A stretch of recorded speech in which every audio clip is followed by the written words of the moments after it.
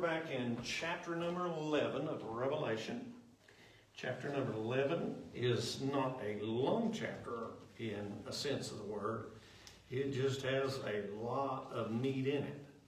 Remember, we're kind of taking a little break here. When I say the break, it's like God hit the pause button there for a little while, and now it's kind of starting to, you'll see here how it plays out when we get into this chapter. It just begins to start moving again, and what it's doing is kind of filling in all the blanks. So let's just go back and get verse number 1. We're actually in verse number 2. But we're going to, let me get my papers right here. We're going to go back and get, kind of get this particular section here that we've been in. And when we see this, I think it'll help us a great deal. Here we go. So looking at verse number 1 and verse number 2, and there was given me a reed like unto a rod. Now we got in this first verse the other day. We finished chapter 10. And the angel stood, saying, Rise and measure the temple of God and the altar and them that worship therein. Notice there's 3 things that are listed here. He's telling John, now what this shows us is that now we're kind of, shall I say, we've moved from heaven now down to earth. We're in the sacred city of Jerusalem.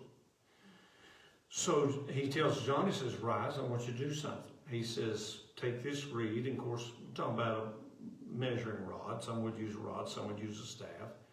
And a reed was usually about 10 feet in length, so they would lay those reeds down and flip them over, and they would measure things. And so he's talking here that in the sense of measuring, in this tense would imply measuring for ownership. Like if you get a deed of property, whether it's just land or a home or whatever, you're going to normally have to have someone to come in and survey that land. And so this was kind of what he was doing here. He was saying, I want you to measure the temple. But in measuring all of this, it's going to be used in a dramatic way to kind of open up and reveal God's plan. So what this is telling us is, by this time, the tribulation temple has been built. Now remember, we're right now dead center in the middle of the tribulation period, getting ready to start this last 3.5 years. This is the middle point of the tribulation period here in chapter 11. It goes in chapter 11 right on into chapter 12. So right here is the midsection. We're going to see in verse number 14, the 7th trumpet is going to sound. The last trumpet, which opens up the 7 seals. So this is the middle point. But by this middle point, Antichrist has allowed the Jews to rebuild the temple. Okay, remember, we've studied this already. He's going to sign a peace treaty with Israel. Everything seems real good. He's going to become a world leader. He's going to have a nation, take 3 more nations. He's going to basically just begin to overtake the world, kind of like what Hitler and Mussolini and others were trying to do. And so this has happened, and now they stand at the crossroads. They've got their temple back, and we're going to see what all this implies. So notice, like I said, what is to be measured. First of all, the temple. This is the new temple. Like I said, it's been rebuilt. Then the altar. Notice the word is singular. It didn't say altars. So the golden altar, which was the altar of incense, is the one being measured. This is located inside the holy place, not the Holy of Holies, but the holy place. And it was used to burn incense before the Holy of Holies. In other words, before the presence of God. And that incense represents our prayers. So this is the part. This is the altar that's going to be measured. And so we're looking at it's not the bronze altar, or what we call the brazen altar, which was outside in the courtyard of the temple, and that was used for sacrifices and things like that. That altar is not going to be measured, and people say, well, why? Well, because in verse number 2, notice it, But the court which is without the temple leave out, and measure it not. For it is given unto the Gentiles. And the holy city and the holy city shall they tread underfoot 42 months. 42 months is 3.5 years. So he's saying the brazen altar, which was outside, that's where they would offer up sacrifices for sin and things. He said, this is not what you're going to measure. So that's located outside of the holy place and the Holy of Holies. It was in the courtyard.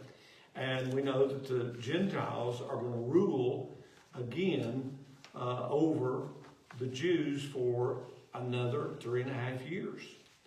So now we're starting to see things turn with the Jews. They've had this peace treaty with Antichrist. They've got their temple built. That's what he's waiting on. He's waiting on it to be finished. And as soon as they finish that thing, then what's going to happen is he's going to move into it and take it over. And once again, the Gentiles are going to rule over the Jews. Notice here, the worshipers were to be measured. Now, we think about worshipers measured. What does that mean? Counted. So he says, count those that worship. Now remember, this is the tribulation temple, like I've been saying. So during this time, the Jews have rejected their Messiah. Their sacrifices are not accepted by God. Matter of fact, I had a preacher friend of mine the other day call me. He said, Preacher Bill, got a question. I get this a lot. I said, okay, shoot, what is it? I said, I'll answer if I can. He said, well, man, he's actually, one of his family members said, we went out there and we were talking and said, Caiaphas was the high priest during Jesus' time. I said, right. Well, he was the one that, basically led to the mutiny against Jesus and had crucified. He said, well, he was the high priest. I said, right. And he said, why didn't God kill him? Because when you went into that holy place for the Day of Atonement, one time a year, the high priest got to go into the Holy of Holies in the presence of God. They would put a rope around his feet. He had bells and stuff like that on his feet because if he stopped moving, all of a sudden it went quiet. God's holiness had found something impure and he was destroyed. And they'd drag him out, get another one, he'd go in, And he says, why in the world, as corrupt as he was, why didn't God kill him? I said, well, there's a simple answer. And he said, really? He said, me and my buddy, we couldn't figure this thing out at all. He said, we talked about it the other day. And I said, sure. I said, if you go to Ezekiel 10, and I said they had the temple back in those days before it was destroyed. Herod was rebuilding that temple. Okay, that's what he was doing when Jesus walked here. So the temple had been destroyed, or at least part of it, and it had been rebuilt, and he was kind of rebuilding it from the foundation up. That's why we don't call it the third temple, because it was really just more or less like a remodeling project of the one that had been formerly tore apart. So I said, if you'll notice there, I think it starts around 15 or 17, somewhere along in there. Anyway, the Bible talks about the Spirit of God moving from the holy place. And then it went a step further, like to the front door of the temple. Then it went to the front gate. Then it moved all the way up on the Mount of Olives. And then it went back into heaven, sent in heaven. God removed his presence because of their rejection.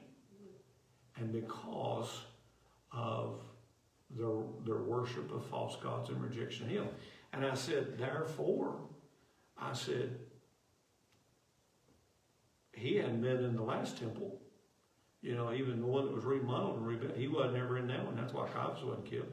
God's presence wasn't there. The holiness wasn't there. They were going through motions and rituals and all these things, and yet God's presence wasn't there. Well, they built a new temple now, tribulation temple. And I want you to notice here that all this is going on. He said, measure them. So during this time, like I said, their sacrifices will not be accepted, God. Why? Because they're not in honor of him. They don't believe him. They don't trust him. So God's not accepting anything they offer. God's presence is not even in that temple. And so God's going to judge mankind's worship. He's going to measure it. And what it really is talking about here is to judge according to any rule or standard. Okay, what is the standard? God. God is the standard. Christ is the standard.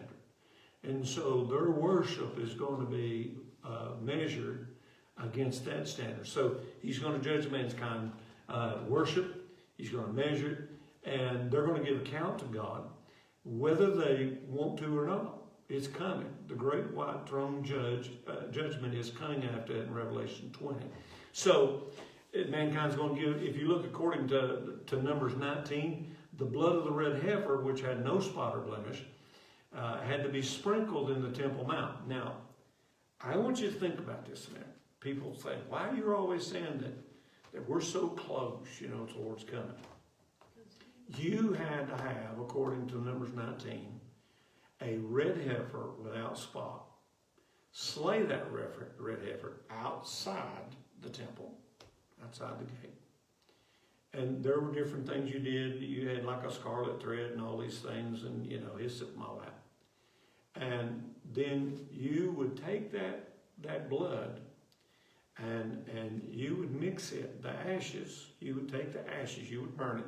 You would take that and you would take those ashes after you'd burned everything, mix it with living water. It had to be taken from a spring that was not dead end. In other words, when you go down the Jordan River, it flows from the north toward the south down to the Dead Sea. That is living water. It runs, it flows. When it hits the Dead Sea, it becomes dead water. Nothing lives in the Dead Sea. No fish or anything. You go up from there, Sea of Galilee, full of fish. But living water always has an outlet. And it's a type of what God brings into our life. We always are the conduit of that living water, and there's an outlet. And when we stop being an outlet, Israel becomes the Dead Sea. So what happened? They calcified. They got full of minerals, but they didn't produce anything. They didn't produce life. So they mixed it with living water. Then they would use that for cleansing. They would sprinkle people with it. If you touched a dead body and everything, you could go to the priest and they would sprinkle that. And so, now, a lot of people think about a red heifer. We're talking about a fireball red heifer. That's not true. It's a reddish brown. We had white-faced cattle. We had some black and white, but most of what we had was white-faced with brown. And some of that brown would be a reddish brown. Well, that's what they're talking about. So there's only, in history that I know of, there's only been 9 red heifers ever slain. Only 9. Well, here's that interesting part. A guy in Texas who's a believer has been trying to breed red heifers for years for the Jews. Now, they tried, but there it's almost impossible because Islam does not want them to get a red heifer. Because to start the new temple, they had to kill a red heifer. So you could not put the temple or tabernacle into function until you killed that red heifer and anointed that temple, purified, cleansed it. Washing of the water by the word, it's kind of a typology of that.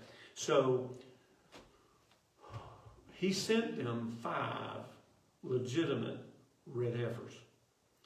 They hid 3 of them, and they had 2 that they were going to show. One of them finally had some spots come out, and they said, "What do you mean spots?" According to the law, if you found as few as 2 black hairs on that red heifer, disqualified. Think about how much hair there is on a red heifer. And so that would disqualify the heifer. So the red heifer, you say, what is that all about? Well, the red heifer is a type of Christ and sanctification. You can't be redeemed without the blood of Christ being shed, okay? Without the shedding of blood, there's no remission. But it's also by the washing of the water by the word. And so that talks about our sanctification. This red heifer's blood was shed. Its life was taken. Then that was mixed, the ashes of that was mixed with a living water, fresh water. And so it was sprinkled on people. So like when Jesus would say, well, you've been cleansed now, you had leprosy, go and see the priest and offer whatever you got. In other words, they're going to sprinkle you. You've been cleansed, and they will now verify you're cleansed. You can come back in society. Okay, So that's what's going on. So this is what this is a typology of. And it's sprinkled in front of the tabernacle 7 times. Why 7 times? Well, Jesus bore 7 wounds in his body. So way back in Numbers, now remember when Numbers were written, okay? It was written during Moses' time. Okay, way back in Numbers, God had already signified how many times his son would be wounded by this red heifer. It linked him to the sanctification of the red heifer. He was wounded in his back, his head, both arms, both feet, and his side. So we're sanctified through the blood. So this red heifer is a type of Christ.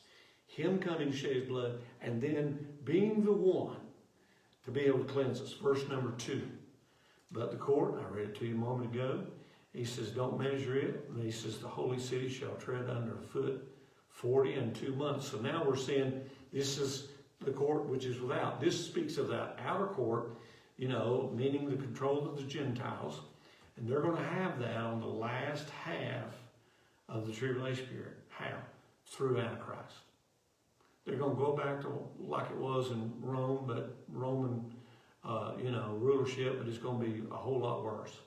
And the holy city here is talking about Jerusalem. We know that. And 40 and 2 months, that Jerusalem's going to be in control by the Gentiles and stuff. It's speaking those last 3.5 years. So we're in that middle part. Now, 40 and 2 months is not by our calendar, okay?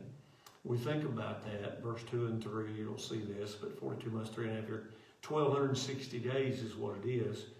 There's a solar calendar, which is 365 days, which is what we go by. The Jews have a religious calendar. It's called the prophetic calendar.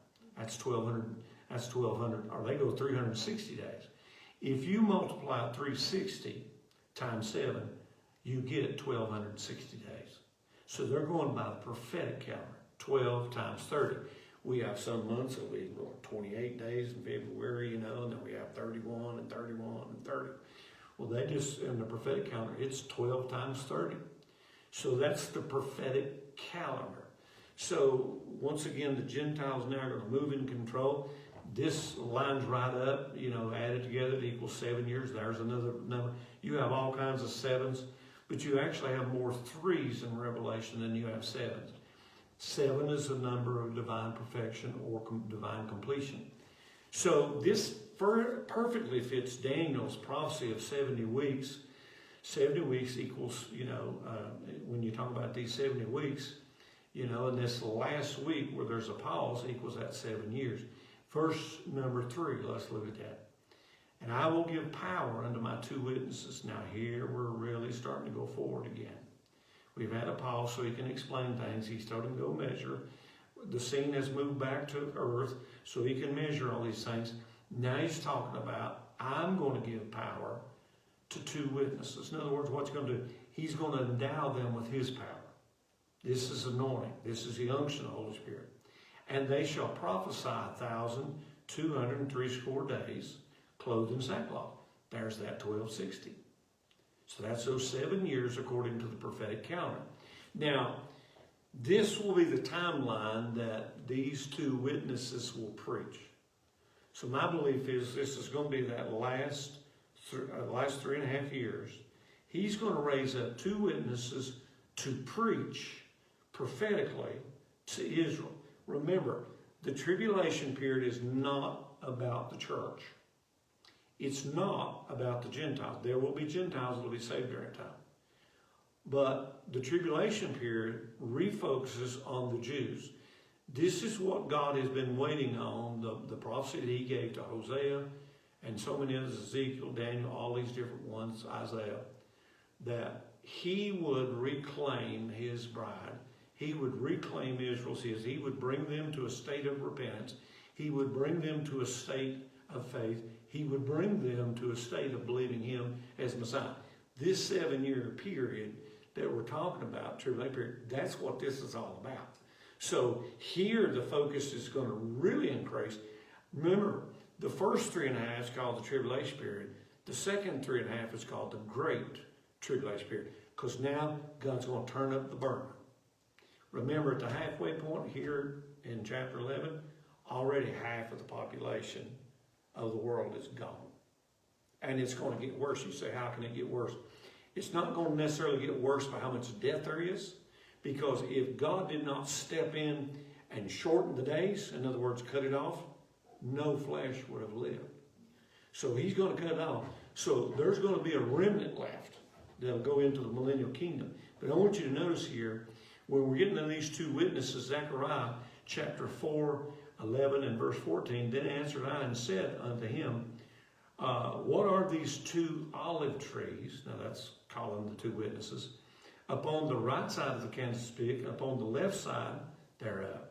Then said he, these are the two anointed ones that stand by the Lord of the whole earth. Now, what this is doing is, there's some that believe that this reflects on God's two anointed servants, Joshua, the high priest, not Joshua, not Joshua who led the people into the promised land, but this is Joshua who was a high priest in the Old Testament. And so they think that's talking about one of them.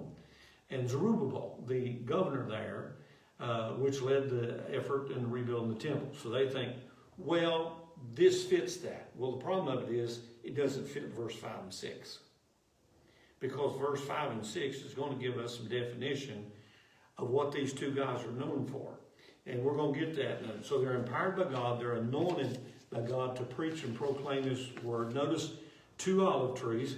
Olive trees in the Bible is symbolic of Israel. And so these two men are God's representative to the chosen people, Israel, to be a light in their darkness through their preaching. Two candlesticks. Candlesticks were literally pots of oil. You had the candlesticks, and they had like little bowls, and you filled that up with oil, and then you lit that, and it would burn. So it wasn't like we think of candlesticks got candles and stuff on top of it. Some do that, but that wouldn't necessarily represent here. So when we think about that, it gives off light. That's what that candlestick did, in the holy place.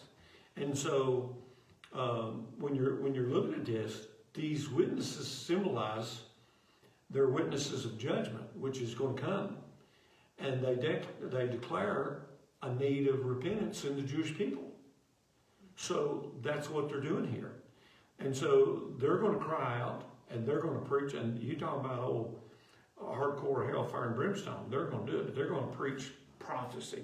They're going to connect all the dots for these people, like Jesus tried to connect while he was preaching for about 3 years. But the people were so blinded, spiritual darkness so ruled them, many of the people couldn't see it. And so the witnesses here, they're going to witness judgment that is coming. And their need of repentance. Notice here that it said, clothed in sackcloth. Sackcloth in the word always symbolizes mourning and confession and repentance. You would go out and put on sackcloth and pour ashes on there, like dust of the earth. You're mourning, before God that, outside of Him, there is no life, there's only death. And outside of Christ, there is no life for anyone. There's only death. So that's what that sackcloth and ashes represented. And so we think about that, to destroy their enemies the same way that lost humanity has been trying to destroy Israel. So they're talking about, you are going to be destroyed by a holy God. The same way, you think about this, the same way that lost humanity's been trying to destroy you.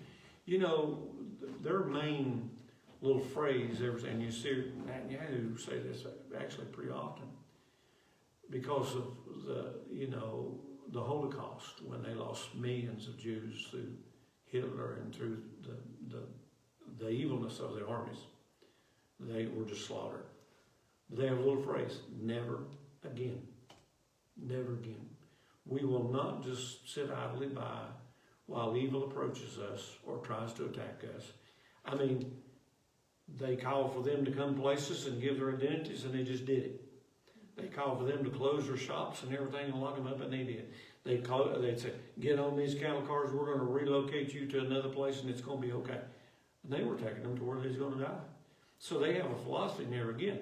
So literally what these guys are going to remind them of is their past and what brought all that about. And how that now their own lack of faith is going to bring divine judgment upon them.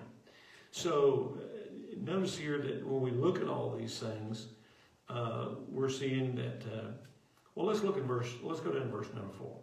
These 2 olive trees, these 2 candlesticks standing before the God of the earth, if any man will hurt them, if any man tries to hurt these 2 prophets, now I know one's going to try to hurt them, that's going to be Antichrist. But if any man will hurt them, fire proceedeth out of their mouth and devoureth their enemies. If any man will hurt them, he must in this manner be killed. In other words, by fire. Fire always represents judgment. These, he's saying, these 2 witnesses have power to shut heaven. Who shut heaven where it wouldn't rain for 3.5 years? Elijah. Remember when he went down by the stream and the ravens come and fed him? I preached on that not long ago. And he had the stream there, and finally the stream dried up. He went down to the widow woman. She had just enough oil and just enough meal to make 1 cake. And well, they lived for years on that. All 3 of them. He raised her son from the dead. But he sat there for 3.5 years while the great drought was going on. So these 2, some of their characteristics, they have, they have shut heaven. They have the power to shut heaven, that it rain not in the days of their prophecy. Have powers over the water turned in blood. Well, who said something during the time of judgment when water? Moses, there in Egypt. And to smite the earth with all plagues as often as they will. Well, there was 10 plagues. Officially, there was 11 when Pharaoh himself got killed.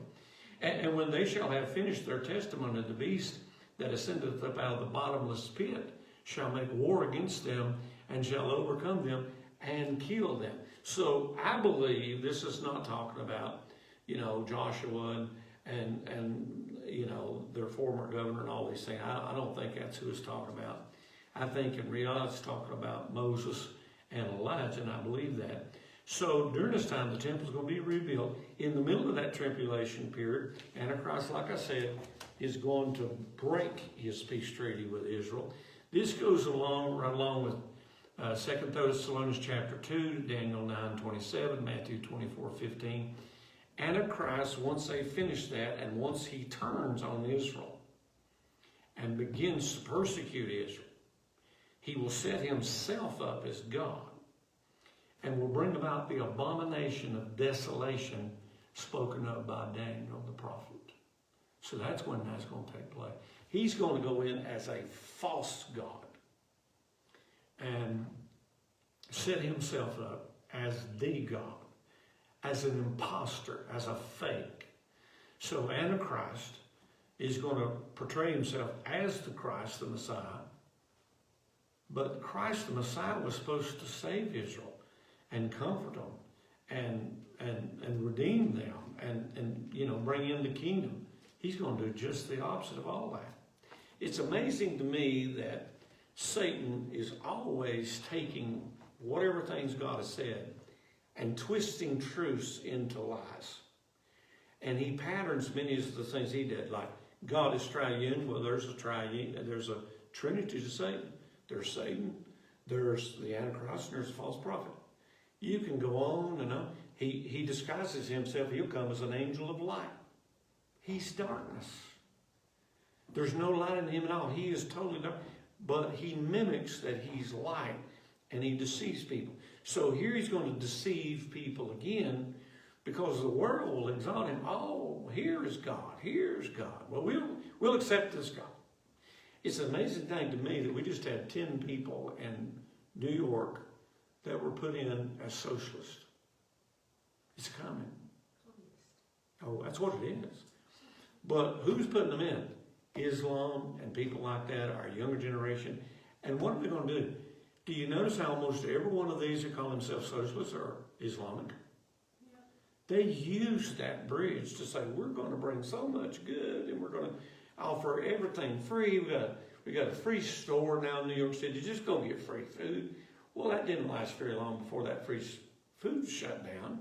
Yeah. And it was interesting to me. I think it was the mayor's wife's brother who set up that store, and guess where all the New York City money was funneling through? Her kin. So again, it's just politics as always. But because he's socialist and he's of Islam and all these things, he didn't want to celebrate the Jewish holiday there in New York City, all these things. So he's applauding us. It's being set up, folks, right in front of us. Notice here their deaths in 7 down through 10. And when we begin to see this, we saw there in verse 7 that when they had finished, when the 2 prophets are finished from their prophecy, so they have prophesied everything that God wanted to do, there are going to be a lot of Jews saved during this time. This is when you're going to see a lot of Jewish people saved. You've got 144,000 missionaries out there that are out there trying to spread. These are Jews, by the way. And they're trying to win their people to the Messiah Christ. Now, there's a lot of Jewish people that have hardened hearts, dark hearts. But there are those out there that have never even heard the gospel of Christ. And so this time we're going to see some of these people say, well, the world's going to turn on them. And Antichrist is going to come out. We'll see in chapter 13. He's going to have the mark of the beast. If you don't take the mark of the beast, they'll kill you. So notice here that this Antichrist has tried in different means to kill them before this, and God wouldn't let him. Now God is going to pull down the hedge around them. He's going to finally allow them to kill these 2 witnesses. Notice here Antichrist is seen as a beastly man, okay? Notice what it says in verse number 7. And when they shall have finished their testimony, they've completed their task, the beast that ascendeth out of the bottomless pit shall make war against them. How's he going to do it? He's the one. This is the second time that we will find a human being possessed of Satan himself. People say, the devil made me do it. You're not high enough on the totem pole for the devil to wipe his feet on you. And the only other time I know anybody that had the feeling of Satan in him, the spirit of Satan in him, was Judas Iscariot, which was the one chosen to betray Christ. Judas is a typology of the Antichrist.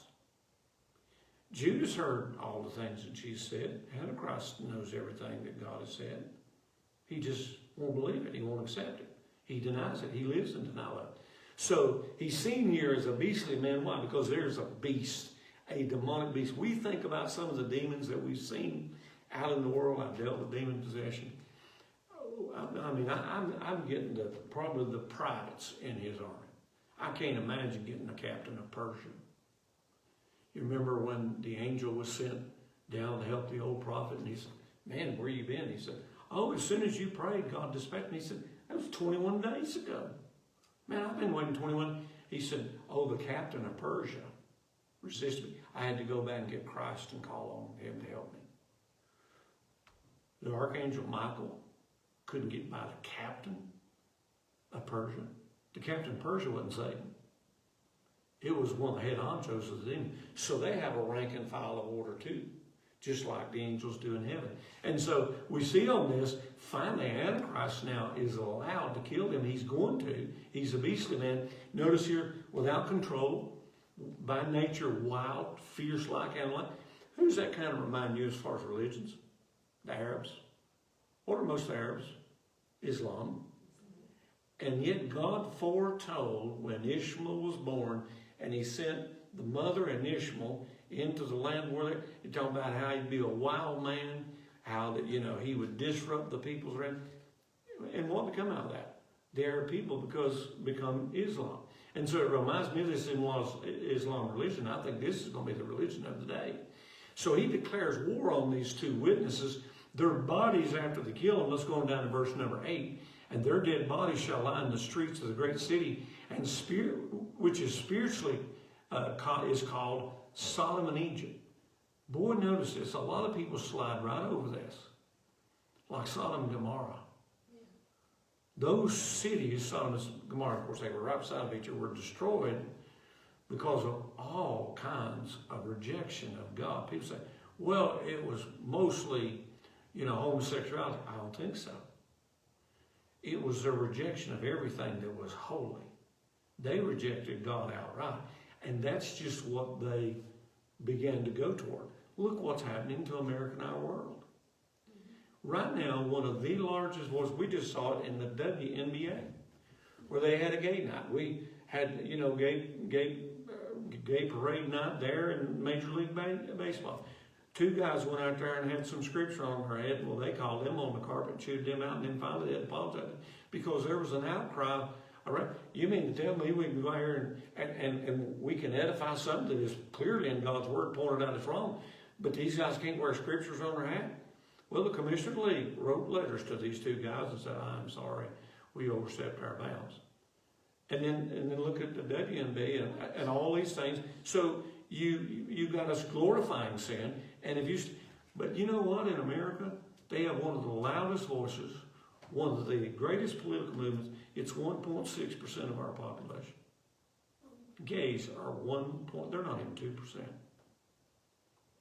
Not even 2%. So 98% plus of our population is not gay, but they're forcing their views down in our schools. You can't say anything. It's gay. That's a hate crime. And I'll tell you, they just arrested a man. I think it was in Canada, which is under the United Kingdom, for just preaching the Word of God. They went out and put him in jail. They've been doing that over in England for a while. Because they're saying, well, everything you're preaching is hate crime. So if you call out any kind of sin, oh, that's a hate crime. Well, you call this that, you call this that. Oh, don't say anything. But look how far Europe has been destroyed because of all that. So when we see all this, when they finish their testimony, their bodies are going to line the streets, to the entire world's a witness. And, it says when they finish, they're not allowed to be killed until they finish their task. God will complete his task to them. And I want you to notice as we look at these verses, we just looked at verse number 8 there, and we said it's called Sodom and Egypt. Well, Egypt represents the world. Sodom represents idolatry, wickedness. It represents a life that's been given over to total darkness. So he didn't say Sodom and Gomorrah, he said Sodom and Egypt, because both of them connect to the Jewish people. Lot, which was part of the Jewish people, the nation he was raising up, was down in that Sodom and Gomorrah. And God had to send 2 angels down to get them out. Okay? And so they connect to that. They also connect to Egypt because they were in bondage for 400 years. So that connects, but both of them are different messages. One is about slavery, spiritual slavery to sin. The other one is about how far sin can take you. How far it can take you. So we see on this that this is going on, verse number 9. And they of the people and the kindreds of the tongues and nations. So it's talking about, man, all these people, nations all over the globe. The people right there in Jerusalem where it's going to happen. Notice what it says. Shall see their dead bodies 3 days and a half. Isn't it interesting? He allows them to stay there 3 days and a half, 3.5 years, 3.5 years, 3.5 days. And shall not suffer their dead bodies to be put in graves. Antichrist is going to leave them laying there, and guess what? He's going to show the world. How the world's going to do that? When this was written, nobody had any idea. We have television now. We have satellite. You can watch it on your phone if you're. And so people around the world, the whole world, you're talking about CNN being all over it, ABC, by then Fox News, every channel in the world going to be, well, these terrorists that somehow got power and nobody could take it while we tried to shoot them and we tried to burn them and we did all these things. Said every time we did anything, it went back on with people we sent. We sent in soldiers. We sent in cops. We sent in SWAT. Everybody we sent in ended up dead. We couldn't do anything with them. Even our new king and our new God, he couldn't do anything. All of a sudden, Antichrist is allowed to kill him. Boy, Antichrist strutting his stuff. He's there in the temple. The lights, the cameras are all in the temple. Sitting there and said, yeah, I just give them a little time to see if we can straighten them out. When I found out they wasn't going to straighten out, bam, I killed them. Look what I see. Truly, I am God. There's some in the world saying, well, that was God's representative. Well, if it was, I just killed the guys that God sent. And I've told you all along, I am God, not Jehovah. So I can imagine how he's going to exploit this. And their dead bodies are going to lay there 3.5 days. And notice this, and they that dwell upon the earth shall rejoice over them. You don't think the darkness of our world isn't increasing day by day? When they see these bodies, they're going to rejoice. I'm glad they're dead. It goes further. And make merry, and shall send gifts one to another. Isn't it interesting that the world is trying to do away with Christmas and Easter? Yeah. You remember when Target store and all these other stores come out and said, we're not advertising in Christmas. But they sure advertised all the toys, didn't they? Yeah. And all the gifts. And all of a sudden everybody said, okay, we won't shop. Oh, wait a minute. Well, we're going to say happy holidays. No, we still believe in Christmas. The miracle of Christ and what it meant. And there were stores that went under because of bad decisions. And I want you to notice here, now all of a sudden the world's going to say, let's come together and let's institute a worldwide holiday and rejoice over these two that supposedly come from God. They're dead. They're no more. Their message died with. But then all of a sudden, it says, because these two prophets tormented them that dwell on the earth. Their words were torment. And right now, that's what we're seeing. Anytime somebody uses the Bible to point out sin, all of a sudden they rise up. Did you see that news item here with this pastor? I don't know where he's from. I didn't realize that part. But him and that guy, the neighbor across the street, he was over working on the van. Pastor Tony Bell from Louisiana. Yeah, Louisiana, that's what it was. And they got in a fight. Well, they arrested him. Guy over cussing, threatening his grandkids, threatening his daughter, going to rape his wife. All these things. And it had been going, they had called along. They never did anything to them.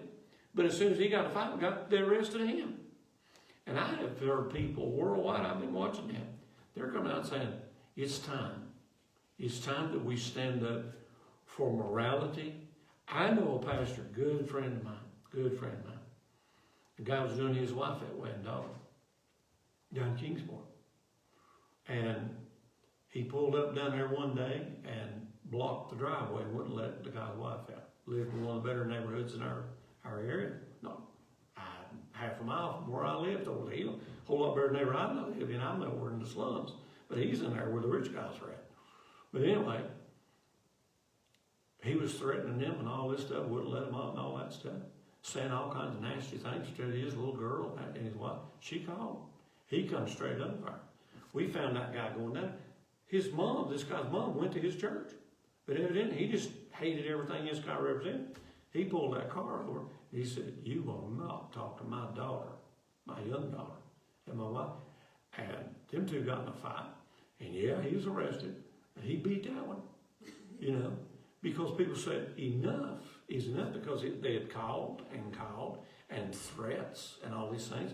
And finally now threats are taking a little bit more, I guess, having a little bit more teeth in them.